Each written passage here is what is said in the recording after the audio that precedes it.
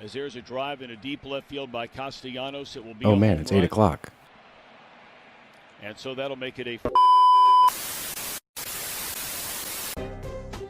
I don't need the spotlight. I shine just fine. Hi, I'm Karma, and yes, I am a bitch. Brav Bros. Good evening, everybody, and welcome back to another episode of Brav Bros, your favorite podcast from the bros for everybody. For whoever wants to listen, I am your co-host, Steele Russell, joined as always by the one and only Summerhouse Magoots. What's up, dude? Oh, this is let's just say this was much look forward to for the reunion and a hell of a season. And this reunion delivered, and boy, am I a happy boy. Yeah, it sure did. It sure did. It was an emotional reunion. There was a lot going on. We have a whole lot to discuss. We have quite arguably the biggest fall from grace that we have seen on Bravo. And I have a lot to say about that. The funniest is I saw some comments like, oh, like I bet the bros are gonna be like getting West back because they're tight with him. That's what they do. It's like, think again. We have a lot to say on the topic. We've discussed it a little bit.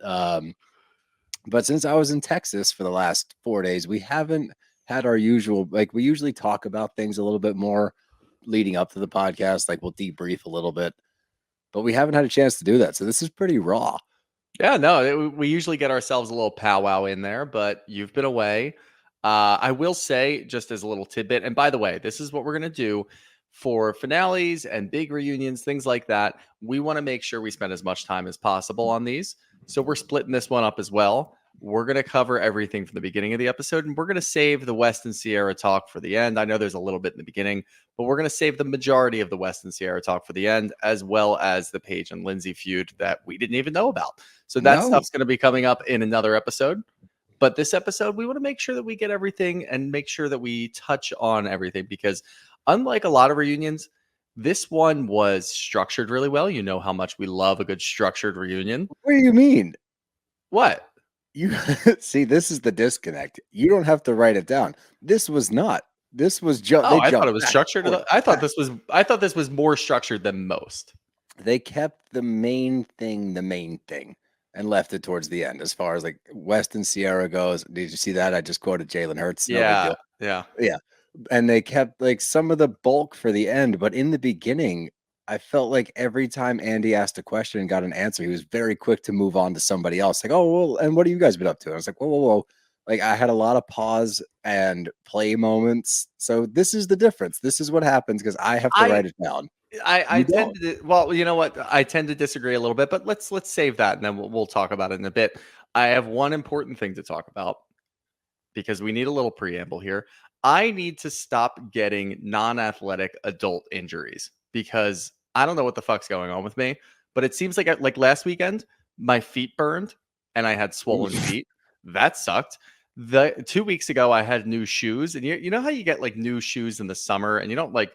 I know Gen Z loves their tube socks or their crew socks or whatever, but we still wear ankle socks. We still wear no-show socks. When you get new shoes in the summer, they tend to just rub up against the back, right where your Achilles is. I had some injuries from that.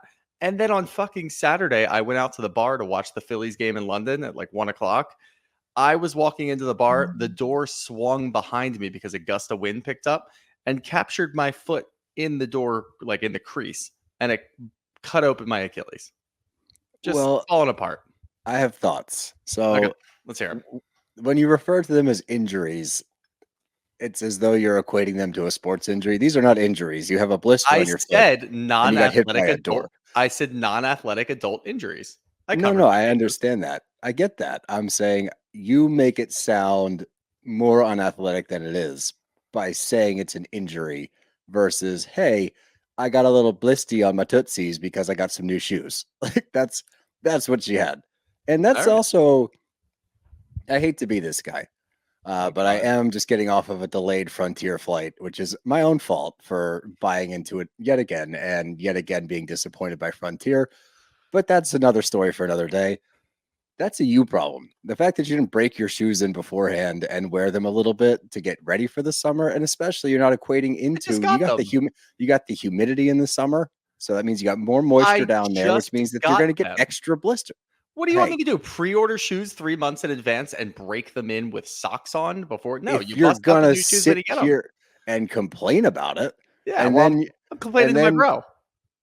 look, don't pull that card. Make me feel Complaining to bad my for you. bro here. And then you whacked it in the door, and you're blaming it on the wind. That wasn't my Be fault. That more wasn't my aware. fault. That was the Be wind. more aware. That was the wind. Be more aware of what? The wind, The apparently. wind. The environment. The environment. I mean, whatever. I need to stop doing it because guess what? We've got a live show this week up in Boston. It's live Yeah. week. It might not really feel like it because you're doing a lot of traveling, but we'll be up in Boston this week, and I'm gonna have to walk a lot. So I got to make sure I'm in good shape, you know? Yeah, this one it didn't sneak up because we've been ready for Boston for a while, but yeah, my schedule's been a little wacky. I was in Yeah. Texas. Poppy had her all-star tournament. We made regionals. We came in second, but we made regionals. She played amazing. It's so much fun just to watch her and like seeing the jersey. It says Russell, and she took number 13, which is my number. When I opened up the jersey, me being me, of course, I teared up. Couldn't help it.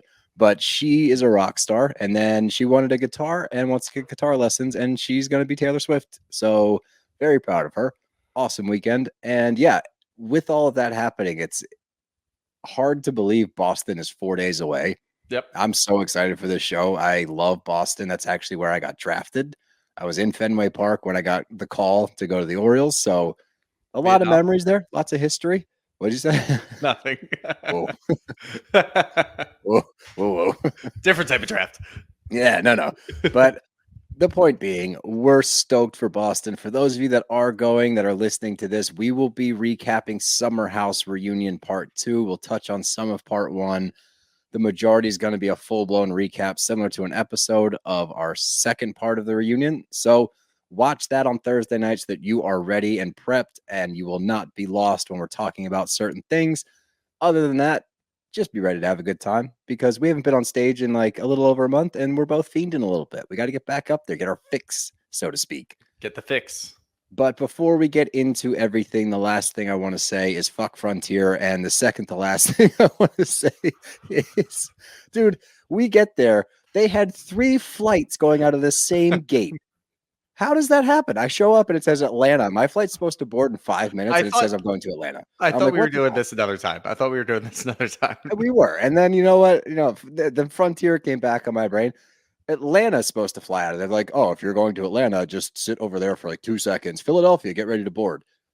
By the way, Chicago Midway, you're moving from E21 to E20, which is my gate. 3 flights, 1 gate. There was 600 people there. We got delayed. Then we get to Philly.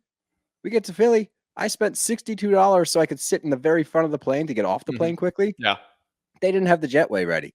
I sat at the gate for 30 minutes. And you know how much the Uber was from the Philadelphia International Airport to my home, which is a 25-minute drive? $125. 105. Oh, okay. So that's my day. Now that I got that out, I didn't know I needed to get that out. I do feel better. The last thing and more important thing is we are like 40 members away from 250 on the Bravo Bros members, which means our exclusive rom-com bromance episodes are 40 members away. And the top of the list, I think How to Lose a Guy in 10 Days is numero uno as of right now. So that will be our first one unless that changes. It seems like every time I put the survey out, that just gets more and more votes. So it looks like we're doing How to Lose a Guy in 10 Days. Rom-Con coming at you. We're starting off with a banger. So if you have not gotten that membership yet, go to the link in our Instagram bio. $5 for the month, $50 for the year. And another reminder, tomorrow night, 9 p.m. Eastern Standard Time is our very first community Zoom. So if you want to join the fun, ask us some questions, shoot the shit, hang out for a while, you got to sign up by tomorrow night. So go do that now. Again, Instagram bio or scroll down to the show notes of this episode. Click that link, sign up, and we'll see you tomorrow night. Yeah. That's all I got. Let them know. Let's get into it. We get it all out. Let's get into the Summer House Reunion, the fall of Westling Conrad, as his Instagram says. But before we get to all that, I think that's his name. Is his name actually Westling? I'm assuming so, yeah. Oh, I thought that was him just being like, haha, like a play on West. I guess. I don't know. Your name's Steele, so like, is it that? That's it. It's not stealing. Stealing. Stealing. Even though everyone comes up with a different name for me. It's never Steve? No, Steele. Stu. Steve. Sure. And then I just say okay eventually because I get sick of arguing. But I want to start it out. When Ciara walks in, West is locked in on her as she crosses the room. Like, this man is still smitten. This is going to go down as the Great White Buffalo. And if you haven't seen the Hot Tub Time Machine, you don't know what that is, but it's the one that got away. And I think that he's going to look back on this and be like, oops, really fumbled the bag, but we'll go ahead. I didn't really take it as a I miss Ciara or maybe I fumbled the bag. I took it as a, oh man, if she like smiles at me, maybe I'll be okay. I think that he was worried that he was going to get skewered, and he did, and he will continue to. But I think that's what he was doing. I think he was worried, and he was trying to see what kind of look she was going to shoot him so that he could gauge what kind of shit he was in for. He was fishing. He was nervous, dude. He was sweating. He was hunched over like this, like looking over, just trying to figure out what was going on. Yeah, no, I think he was nervous. You could tell from body language he didn't prep. He wasn't ready for this. He walked into the tunnel and he was like, feels like this is just like a tunnel for a big game later. It's like, yeah. Nah, dude. Maybe not.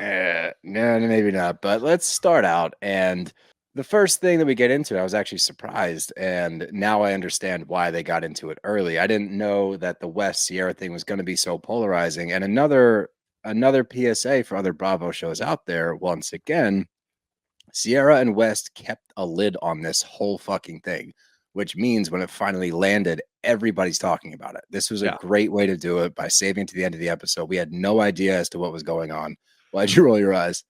I don't think they were doing it to like save it for the viewers. I think that Ciara didn't want to get embarrassed in front of the public again. I think it was both. I don't want to take away from the fact that they didn't go out there and like say stuff online and they kept it quiet. I'm just saying this makes for so much better reunions when we don't know what's going on and we actually get to learn in real time. So that's all I'm pointing out. I do agree with that. Yeah.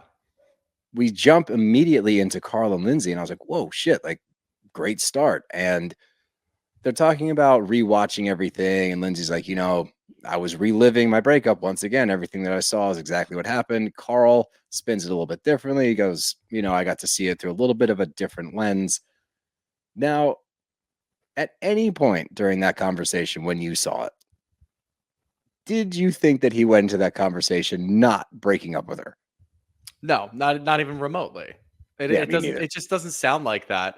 I just hate that he was sitting there like, I thought it was really important for us to rewatch that because now we can begin to heal. What are you talking about? This is another one of those issues where we watched him fumble through the end of that season. We knew what he wanted to do. He had this whole, I don't even want to say it was planned out. He knew what he wanted to do. He didn't know how to go about it. And now he's sitting here and he even said, I've been thinking about this for the last 8 months to finally get through all of this because I've been worried about it. You would think he would have a slightly better game plan. And I think that all he's really trying to do is just kind of force it down everybody's throat, which Andy's helping by saying, yeah, we're happy that you guys didn't get married. Everybody can put their hand up. The rest of America agrees. And he's still sitting there like, yeah, you know what? Andy's right. We shouldn't have gotten married. Lindsay's happier this way. So like that's the approach that he's going with. And I just don't think that's the approach at all. If you want to come out of this looking clean, I know that, a couple of years from now, we'll look back and say, thank God they didn't get married. We are saying it already, but a couple of years from now, we'll be like, oh yeah, thank God they didn't get married. And we're not going to look at either as the villain, but Carl could go about this a completely different way. He could play a little bit of the victim and he's not doing that, which I'm surprised about, at least yet. And we'll just have to see how it pans out. Yeah, I actually appreciate that he's not going full victim mentality. I didn't hate his approach to this. I think that, it's calculated. And he's he clearly thought about it going into the reunion, how he's going to approach this whole thing. I will say the Captain Lee podcast coming out where Captain Lee went on and said, I got this very bizarre phone call that he agreed to do this. And then he's acting like I'm trying to defame his character or something like that. Yeah. That he's clearly got a lot going on. And there's clearly a lot to be said about the different stories that we're getting as far as his psyche goes and to how he's looking at this whole thing. So yes, I do believe that he came into this with a very direct plan. I don't think Lindsay did herself any favors this reunion either. I think that what you're seeing is they're both trying to take an approach that neither are doing a great job. That's why for me, I was like, actually, you know what? I appreciate that. It's just like, thank God they didn't get married because Jesus Christ. But again, to the blindsiding thing, they talk about, Lindsay brings it up, when she finds out about the cameras coming in, she goes and she slipped. And she goes, I went into his bedroom. And I was like, I heard that too. Yeah. excuse me? He's got his own bedroom. And Dev was like, oh, maybe that's where he keeps his clothes and stuff. I was like, no. Nope. His bedroom. He's been staying in there for an extensive amount of time. And then as they're fighting before they start filming, he said so many times, I'm this close to calling the wedding off. So if you're having that conversation 45 minutes beforehand, and then the cameras come in, and then he does it on camera, how is that a blindsiding? I just don't I do agree with the sentiment that at no point do I think it resonated in her brain that this would not it will work out no matter what was her mindset. So I don't want to take that away from her. I do think that she was blindsided because she never saw that coming, whether she thought he was too scared to do it, whether her idea of this is how relationships are, they're hard work, whether that played into it. But as far as the writing on the wall, you can't make it more apparent. He was telling you 45 minutes before it actually happened, like, I'm this close, and then he does it. You're like, what the fuck? I think that again goes to say, like, for what we were talking about last week, that Lindsay had no idea that he was even capable of doing this. And I said it last week, she thinks that he's too much of a pussy to actually go through with it. So if he's sitting there 45 minutes before saying that, if I'm Lindsay, I'm thinking, well, he's just trying to get me into a more frantic frame of mind where I need to defend the relationship to try to stay into it. And he has no intention of actually doing that, let alone doing it on camera. And it's interesting because usually I'm not a fan of something like this, but Gabby being the spokesperson in this moment and saying, I usually I'm not a fan of this, but I don't know what Lindsay would have said. We wouldn't have really gotten much of a coherent thought or string of thoughts rather as to what was going on through her mind beforehand. And why would we? I mean, she just got broken up with right before her wedding. So I don't expect her to not be emotional about this. Gabby came in with a completely different perspective, a little bit more cold, calculated, going into what Lindsay's psyche was prior to that. And it does look, that all checks out. Everything that Gabby was saying, I know that I kind of disagree with what she was doing last week, just going balls to the wall, just fuck Carl. I fucking hate him. Amanda, don't even bring it up. Don't even talk about this. But now Gabby's sitting down being the spokesperson for Lindsay, and I actually appreciate her insight because she gave a little bit of insight into what Lindsay was actually thinking rather than what Lindsay would have been saying, I think. That's fair. I still don't love that she's jumping in because she keeps inserting herself over and over again into this conversation throughout them going back and forth. I agree with that moment where she breaks down and you and I had discussed, that's wow. Words are hard after a Frontier flight. After you had said the blindsiding occurred because she was so dead set on it, at no point did she think otherwise. And then for Gabby to voice that as well, it's like, all right, so that is exactly what happened. She went into this with a totally different mindset than Carl had going into this. So that's where it all kind of broke down. So yes, I agree in that one specific moment. Okay, fine. Didn't mind the Gabby. Let me ask you this. Who would you rather? Because Lindsay's not going to talk about this. It's going to be one of her friends. Who would you rather, Gabby or Danielle? I'm gonna choose Gabby. Yeah. Okay. That's fair. But while they're going back and forth, it's just, I don't care whose side you're on. I think it's silly to pick sides, especially at this point. But just the way they communicate, because it's an argument. This is an argument. They're going back and forth, and she says, "Look how defensive you're getting." I'm like, "Don't do that." Of course he's defensive. You're arguing. I'm not saying he's correct in this moment, but yes, he's defensive. You're going back and forth. So you have to defend yourself. Like the verbiage that's used between the two of them. Just thank God they didn't get married. But we move on from there, which is shocking, by the way. That's the beginning, and it's Lindsay and Carl, and I don't know if we're going to come back to it. I imagine we will. Yeah. We have to, right? For the second part? No, we are going to come back to it for sure. Okay. I'm just making sure because... Could you imagine? But that's honestly, there's not that much more to talk about. I mean, there's a lot more we can discuss, but it's more of the same. So I'm just confused. No. It'll get way more into the specific fights that they had. It'll get into Carl going to his family, the scene with his parents. It'll probably get into the fight that they got into where Carl ran away to his parents before we even started filming. There's a lot more to uncover there. and we need to I figure out hope so. where either person was at that time. So no, they're absolutely going to end the reunion on that. I think this was just a little appetizer. Just let's say, look, Are we want to they, get or is it this going to out be there. more Carl and Amanda?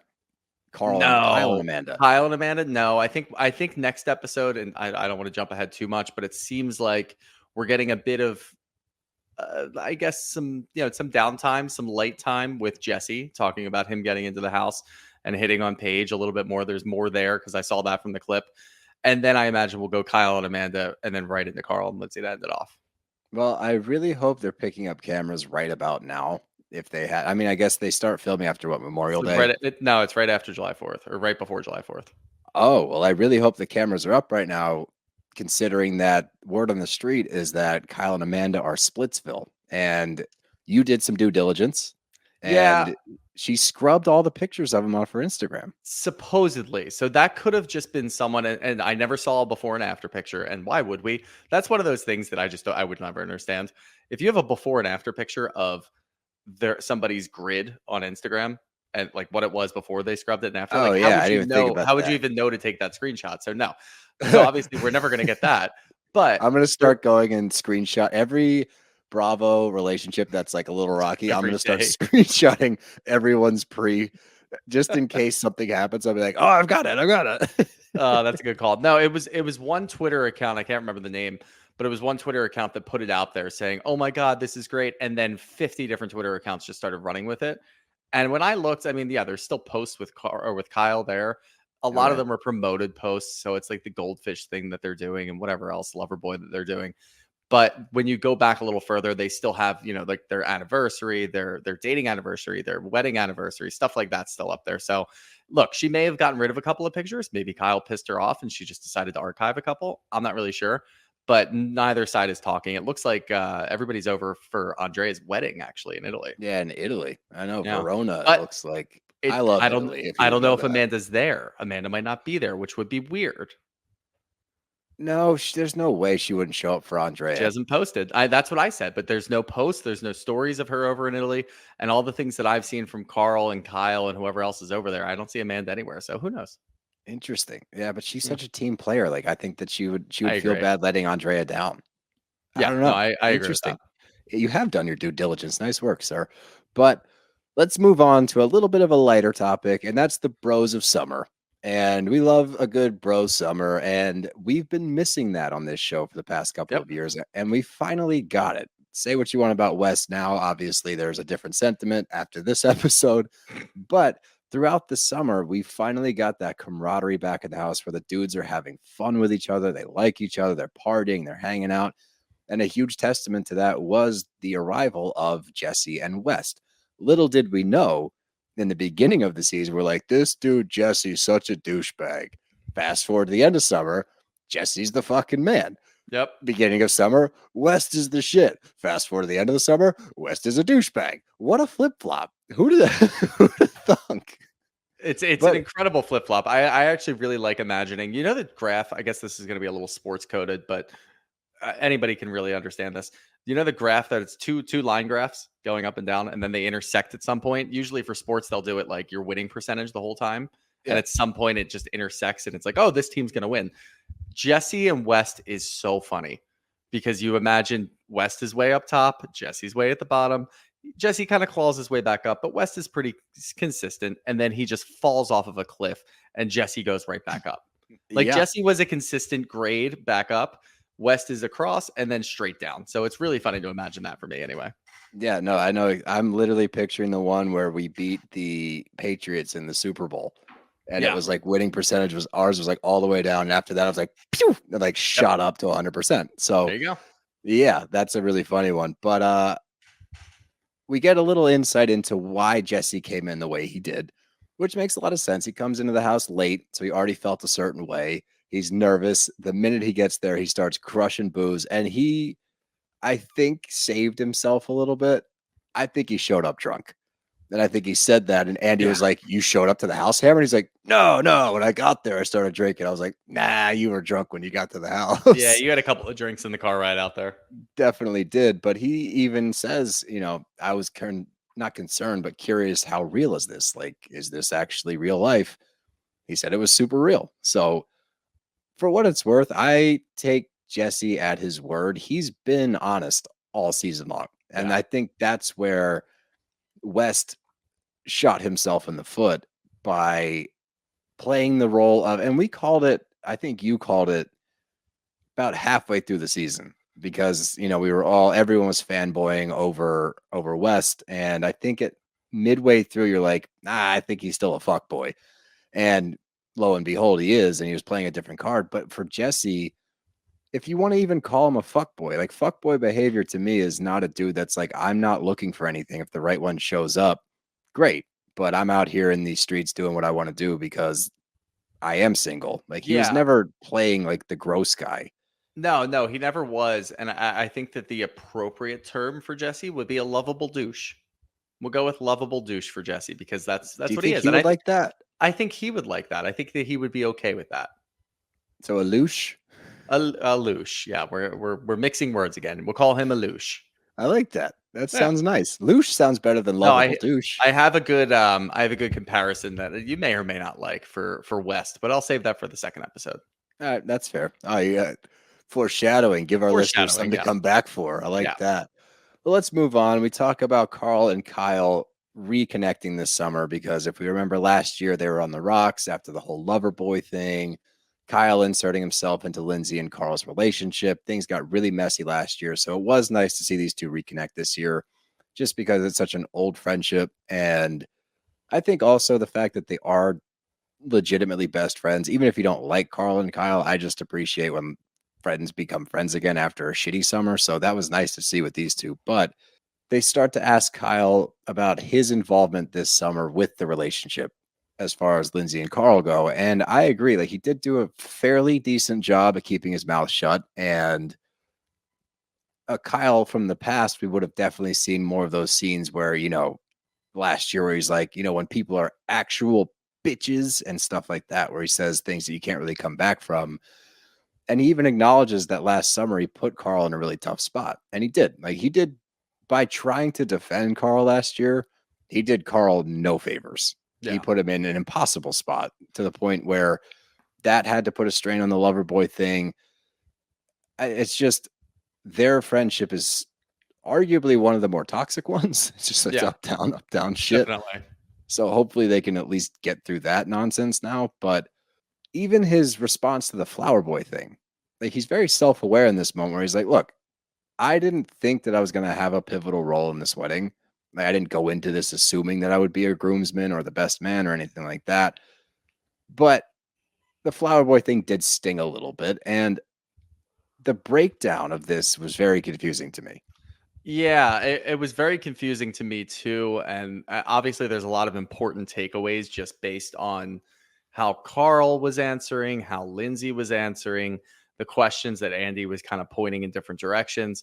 It was really, really tough to figure out exactly what happened. And I think we just have to kind of read through all of it where, yeah, obviously we want to know how Kyle feels about getting demoted to a flower boy for one of his best friend's weddings, the best friend who was, who married you and your wife. So that's, of course, going to be a little complicated. But I don't even really care about how Kyle feels. Like that doesn't fucking matter to me. I want to know why this came about. And we get somewhere, and it really comes down to Lindsay did not explicitly tell Carl no Kyle in the wedding. That's what I get from it, because Carl never even denied that. He had so many other different excuses and reasons as to what was going on. My big takeaway from all of this was, one, he did explicitly say if somebody were to drop out, Andrea would replace them, which is very telling. It's very telling because that tells me immediately, yes, Lindsay had a lot of conversations about the groomsmen and the bridesmaids and 9 and 9 and whatever, but she never said no Kyle. And Carl understood from Lindsay that it would be better if I don't have Kyle in there. At least that's what he thought he was picking up. So Carl did this on his own. Carl was trying to save himself from a potential fight with Lindsay or some sort of argument or some sort of issue that she might arise. He's just left it there and just said, you know what, I'm going to leave Kyle out. I've got 9 other best friends. I can put them in there. That'll work out fine. And then, we'll find another place for Kyle. I think that was Lindsay's doing, coming about saying, let's get these summer house guys included and we'll do the flower boy thing. And Carl jumped on board with that. But having Kyle as a groomsman, for whatever reason, Carl felt like Lindsay would get pissed off about that. And that brings me back to my main point. Carl was too much of a pussy to put his best friend with his groomsmen. So yeah, Lindsay's sitting across the room saying, well, of course he's not going to break up with me. He won't even have his best friend in the groomsmen because he's afraid that I'm going to get pissed off about it. I agree with all of it as far as like what they're both saying. I do believe that Lindsay said, do what you want to do. I do think that Carl was like, I would imagine she doesn't want Kyle in this wedding. Yeah. I think that at least from like my standpoint, I would be more insulted to be a flower boy than to just not be involved. Correct. Like I think that if Kyle had if Carl sat him down and said, look, dude, there's a lot of history here. I love you to pieces. You're not going to be in the wedding, but just know that you're really important to me.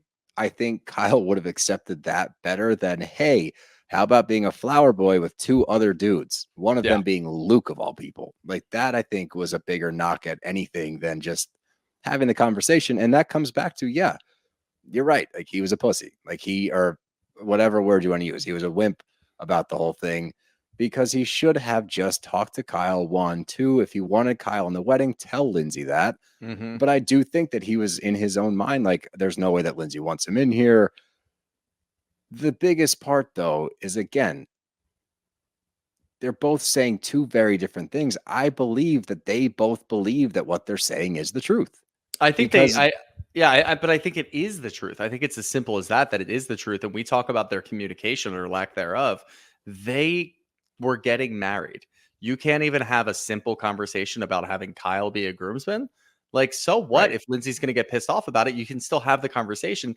And then you go to Kyle and say, look, like you don't do that without talking to Lindsay. You don't go to Kyle and say, look, there's a ton of history here. Let's do this, because then, Kyle's going to read through the lines and say, oh, well, Lindsay doesn't want me in the wedding. You can just tell me that. And in reality, that's not what happened. So Carl needs to buck up and have that conversation with his fiance, who you're getting married to, who you're going to have to spend the rest of your life with. Hey, my best friend is somebody that I would like in the wedding. Is that going to be a problem with you? He lied. He just flat out lied and said Lindsay said no. And that's like, look, you can't just throw her under the bus for no reason. Like there's things that you could bring up and be like, obviously she's not going to want you in this, dude. But you can't flat out say this is Lindsay's doing when Lindsay did not say that. Like that's just simply unfair and painting a picture of she doesn't need any extra, or you don't need extra ammo against her. And just fabricating stuff like that's where this is getting confusing because, and I don't know if we're ever going to have a pivotal moment where it points to one side or the other. And I don't think you need it really. I think that again, the breakdown of this is these two are on two different planets. Yeah. There was no chance that this was going to go well, but we've seen this question in a lot of the like lead up to the reunion. Was Carl afraid of Lindsay? By a show of hands, and everybody in the room, including Lindsay herself and Carl himself, both raised their hands. And Lindsay says that he's afraid of the tough conversations. Yes, he is. And I don't know if that is only reserved for Lindsay either. I think that's across the board. I think you look at his relationship. I would agree with that. With Kyle and Loverboy, with other people in the house, when he's gotten into drama in the past, like he tends to take the path of least resistance face to face. Off camera with somebody else or in a different conversation on camera, it's a very different story. And it's almost like, and I think this is a big part of it this season, was had he not been pressured by Amanda in that moment to have the tough conversation, which still wasn't the full-blown tough conversation, I'm not so sure it would have happened. Like, I don't know. I think that he for lack of a better term, got caught with his pants down and was like, oh, fuck, like this is all going to be on camera, which is, how would you not know that? You're in a bedroom with 5 cameras around you, 3 producers and 3 characters from the show. And you're not aware that, oh, fuck, I should probably get it all out there on the table. She's going to see everything. But I don't know if Amanda hadn't been in his ear that he would have done that. And I think that that's such a major, major factor in this whole thing. And that's kind of a glimpse into the psyche of Carl overall throughout the years. He is a people pleaser. He's going to try to keep everybody happy or try to come out of it looking the best that he can. And in this instance, I think, as you pointed out in the beginning of the episode, if he had taken the approach of, here's where I fucked up, boom, boom, boom, boom. This is where I went wrong. I apologize for that. and stop speaking on Lindsay's part of things. Let Right. her do that, because I don't think she's doing a very good job right now as far as articulating her side of the street, because she's still full blown 100% victim. Mhm. And I don't think that either of them can fully claim victim card or villain card. I think that it's too mixed for them to take such a firm stance. So had he come in there with a much better approach of, yeah, I dropped the ball. This was brutal. I'm an idiot. I handled this like shit. It'd be a very different look. And on the flip side, if Lindsay didn't come in trying to put all of the blame on him, 100% of it, that's where they're both kind of falling short in my eyes, at least. Yeah, no, that totally makes sense, and I do agree, especially because if you're looking at this like Team Carl, Team Lindsay, which pretty much everybody is anyway. I know we I try to wish go middle people of the road. wouldn't. I know it's just really tough to do, obviously, because you want to support people and whatever, and I get that. But sitting here now, it's really tough to look at Carl and say, okay, no, I get where you're coming from, even though everything is still out there. There's so much footage of her berating you, and like there's no footage of you berating her, even though she's saying that's what you do. So you can lean on that a little bit. The only thing that we're learning now is based off of what you said during the season and what you're saying at the reunion is you've gotten caught in a bunch of lies now. Like you keep getting caught in these lies that you're telling Kyle or you're telling your parents or whoever the fuck you're telling. People are finding out, no, that's not what happened. You're embellishing. You're completely changing things around. So now he's sitting there on this couch like, okay, I've gotten caught in a bunch of lies. Lindsay, for all that she is, she's not lying about anything. She's highly emotional. Well, I don't I'm know. not the Paige thing. I don't care about that right now. But I'm talking about just with the Carl stuff. Like we can't prove that she's lying about him berating her 45 minutes before Oh, the that camera stuff we showed don't up. know. Like we have no fucking idea. She can say whatever she wants because there were no cameras there. We've caught Laurel. Jesus Christ. We've caught Carl on lies at this point. So now at least you can look at it and be like, all right, he's lying to his friends about what's going on. And we said it before. He wasn't downright lying to his friends, but he was manipulating a little bit to try to get the right answer out of them so that he would feel better about what he was about to do with Lindsay. Yeah, but counterpoint, she was doing that all season as well. Like that's where I'm like, they're both doing it to each other. But no, not sort of. Like the way her retelling of certain things, and this has been echoed by multiple people on the cast, even when they were all like not at each other's throats, because obviously the relationships have fallen apart since everything has happened. But her retelling of things, as Paige points out earlier on, like I'm there for. Even Amanda says it, like how I experience a certain moment versus how Lindsay retells the story are two different things. They're slightly embellished, which is what Carl does as well. So again, I can't point the finger at either side, especially with the aftermath of everything. And look, she was the woman scorned in her mind at that moment when he called everything off. We get the oh boy from her dad, all that shit, which she says, I don't talk to my parents about anything. But your dad responds with oh boy, which means dad knows everything going on. So that's a lie as well. And then after the fact, Kyle points out, it just so happens that paparazzi's hanging out outside of your apartment. Obviously, we can't prove whether or not she was the one behind that, but you start looking at the tabloids, everything picking up on the fact that the day after everything happens, everybody knows about it. And then all of those different rumors come out about Carl. I'm not saying he didn't do the same exact thing during the season. I'm just saying, if you look at it, they both have their own truths to this whole thing, and they both stand by those truths. And I think that, as we always say with all of these Bravo shows, there's two sides to every story, and the third is the truth. Like we won't know because we're getting two different sides from these two, and I don't know. This is why I'm glad that there's supposed to be more, according to you. I'm still nervous that we're not going to really dig into it. There's no way that they wouldn't dig into it, but I do have a question for you. Lay it on me. If it's not Carl or Lindsay who called the paparazzi, who's the most likely on the cast that would have called the paparazzi and potentially leaked stories? Danielle. Danielle. And which totally, by the way, I think that makes the most sense because she even said it last week when they all go over to her apartment. She's the first one who found out. She found out right away. Lindsay told her right away. She's the only other person aside from their parents, which I don't expect the parents to call the paparazzi. And Danielle now has a track history with the Paige and Craig shit from the wedding. A track record, but yeah. What did I say? Track history? I like track history. Yeah, whatever. Track history. Yes. And would I be surprised? No, but we won't find that out until next year's reunion because that's when she cops to things, which we'll find out shortly. But yeah, could I see that? Definitely. I could definitely see her doing it. And I'm not saying that Lindsay did it. I'm saying it's precarious how everything played out after the fact, that everybody started to find out things so shortly after. Yeah. Paparazzi was in certain places. It stinks. It stinks to high heaven, let me tell you. But Sure does. we start talking about Kyle bringing Carl back into Loverboy, and things are going well.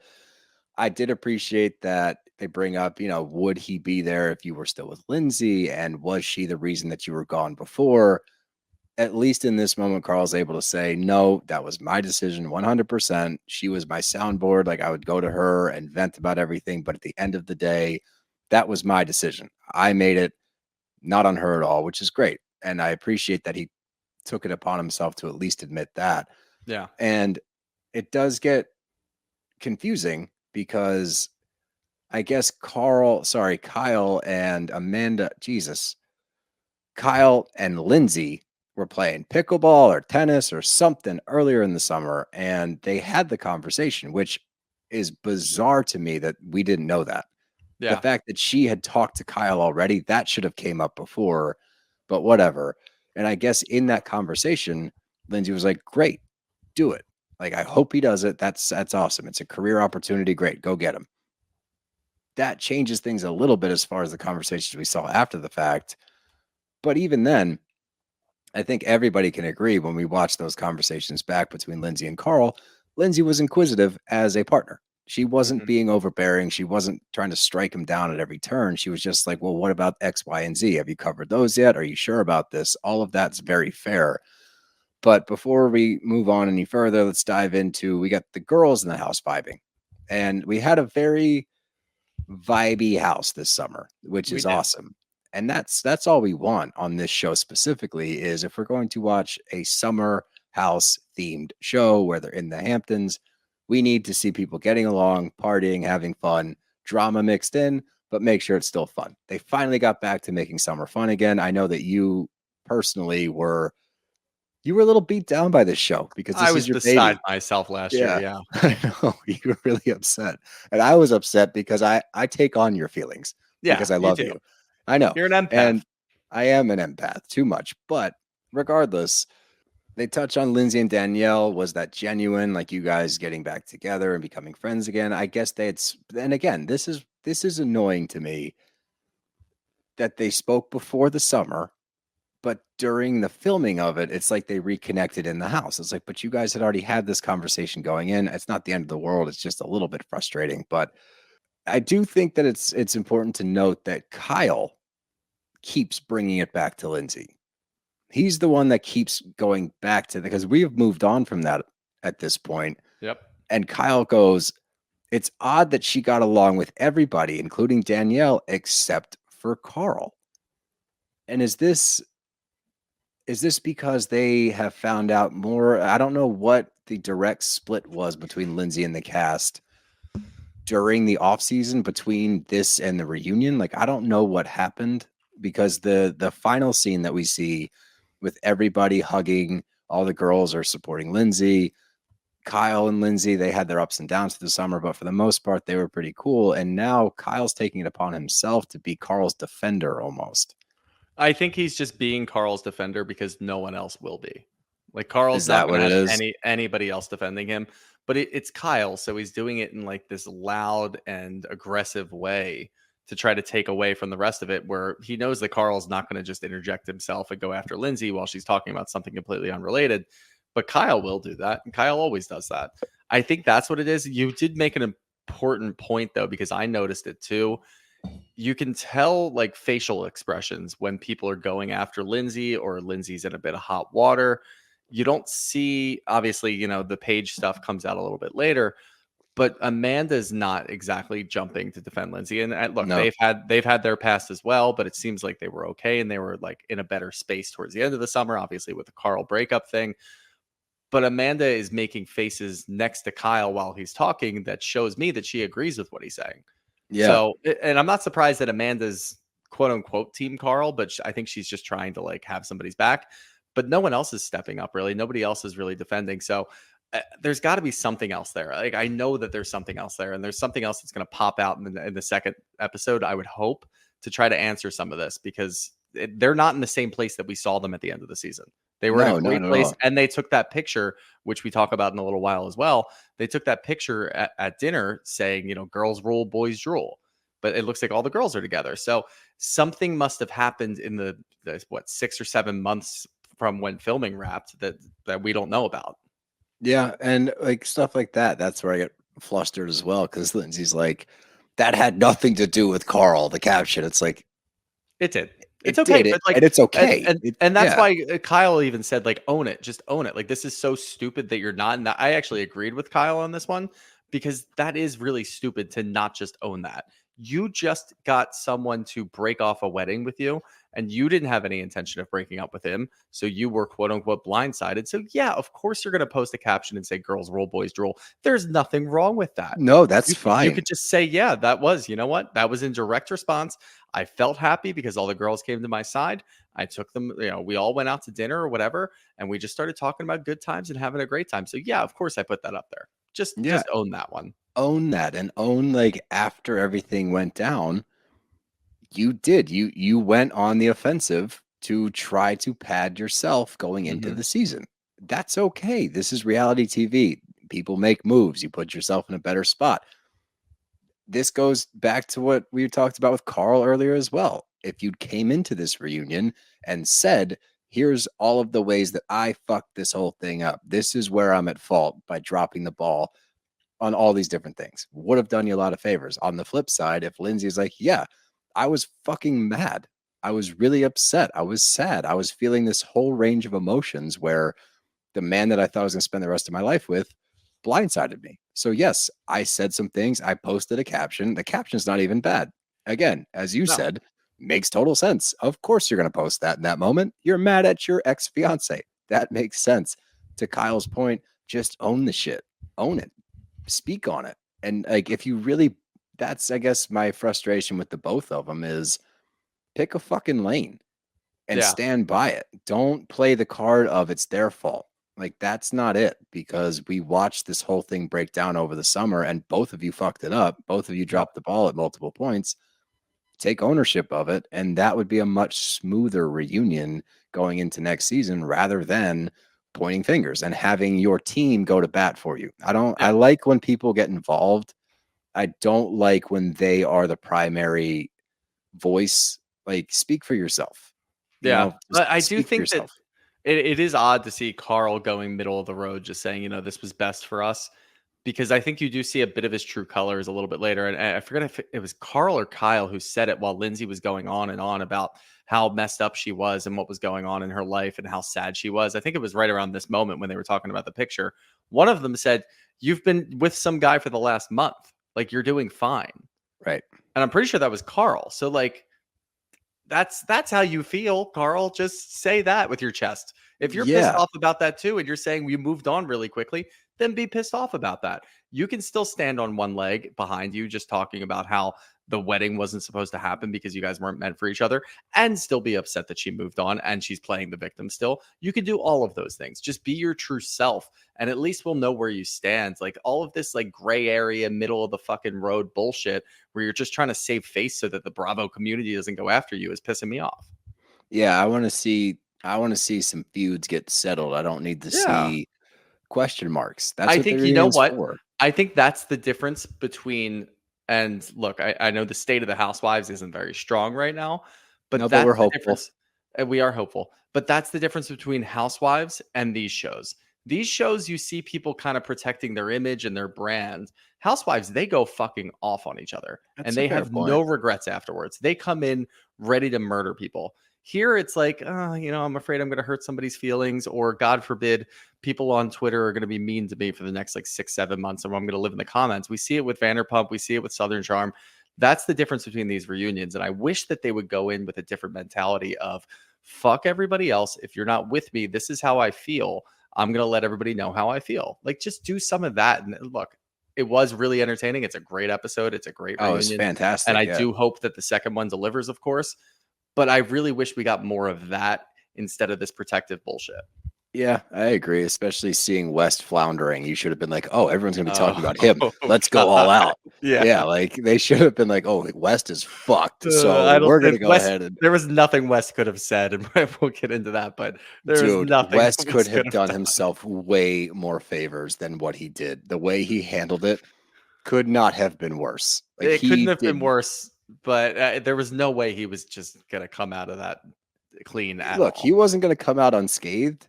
Yeah. He fucking buried himself. And we're Yeah. going to get Oh, into that in this next episode. As we said, we like to do two-parters for these now because we like to talk a lot. And we didn't want to give you an hour and a half episode. We want to break it down, be concise, because when we drag on for too long, we tend to get a little woo. So woo. this way, this next episode you're about to listen to, don't worry, they drop at the same time. So you just can go right into the next one. That's all about the West and Ciara stuff, the Lindsay and Paige drama that we didn't know about.